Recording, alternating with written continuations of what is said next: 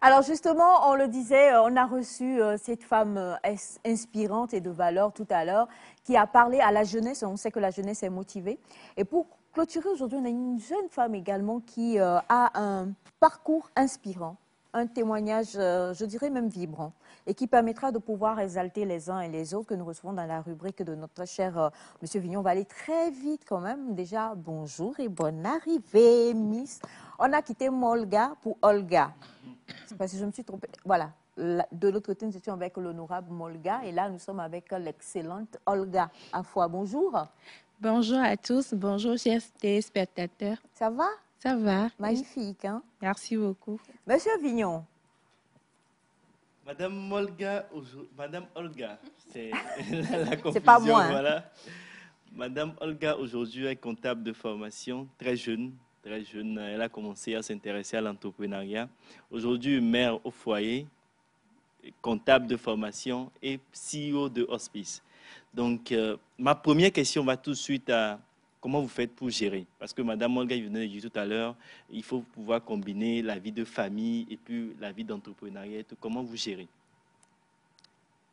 Je dirais que c'est une question d'organisation et arriver à trouver le juste équilibre entre la vie de famille et l'entreprise, gérer l'entreprise. D'accord. Votre entreprise, vous êtes dans quoi?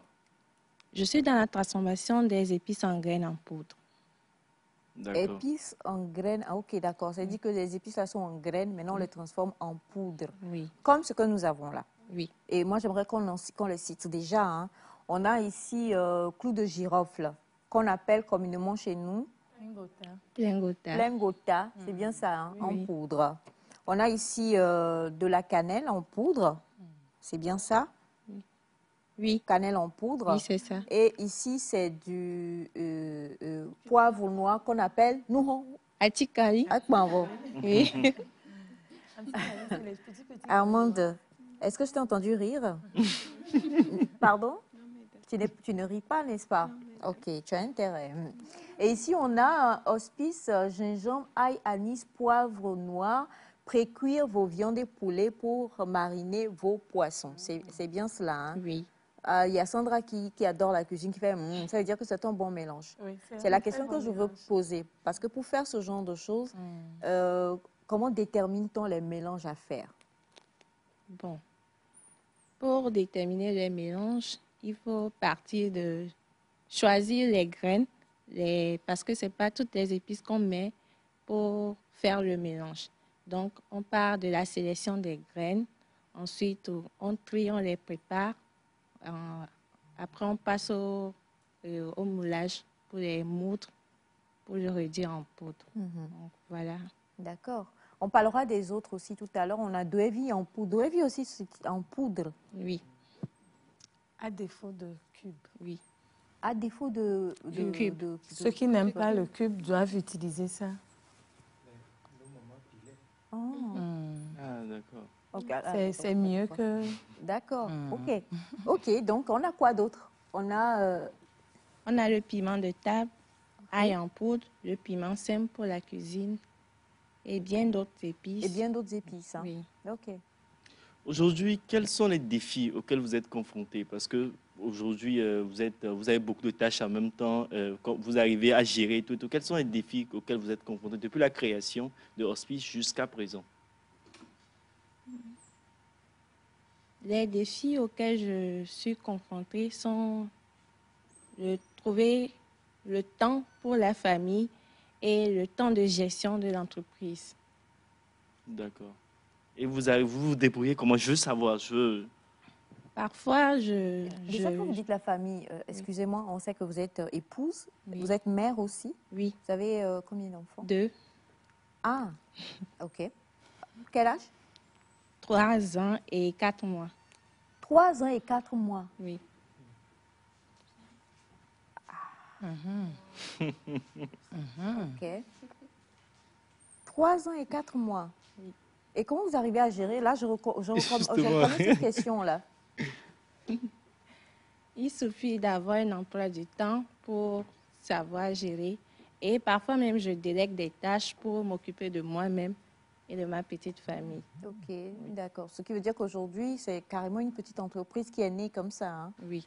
Comment ça se passe, le rapport de la population par rapport à ça? Est-ce que c'est accueilli comme ça se doit? Est-ce que ça marche pour quelqu'un qui est à la maison, qui n'a pas forcément eu cette illumination de faire cette idée entrepreneuriale-là? Parce qu'on connaît ces épices-là, mais on les achète en graines et c'est quand nous voulons préparer que nous les moulons, qu'on les met voilà, au mixeur ou on les écrase rapidement. Alors que là, il faut y penser, quoi, et le faire tous ces mélanges-là déjà adaptés. Oui. J'avoue que c'était très difficile au début parce que quand tu abordes les gens par rapport à tes produits, ils te disent que moi, je n'aime pas les mélanges, les épices qui sont déjà préparées, mais qu'ils préfèrent les épices frais. Alors, j'ai essayé de démontrer à la société qu'il est bien vrai qu'on peut utiliser les épices frais, mais prenons le cas d'une dame qui va au boulot et qui rentre tard. Quand tu vas rentrer tard et tu vas vouloir préparer, c'est en ce moment-là que tu vas éplucher le gingembre. voilà. Non. Donc, il y a certaines épices phares que tu dois avoir dans ta cuisine pour faire vite les repas au cas où tu es à court de temps. Donc, voilà, je peux dire, maintenant, ça va un peu par rapport au début et on commence par se faire connaître par la société. Et on espère qu'on aura encore plus de clients à l'avenir, sur le plan national ainsi qu'international. Est-ce qu'à l'international aussi, on vend hospice? Oui, en France. En France? Oui. Ok. D'accord. Alors, j'ai une question. Quand souvent nous achetons des fois ces choses-là, ça, comment je vais dire ça? Parfois, on retrouve du sable. Désolé, hein, il faut qu'on pose les vraies questions.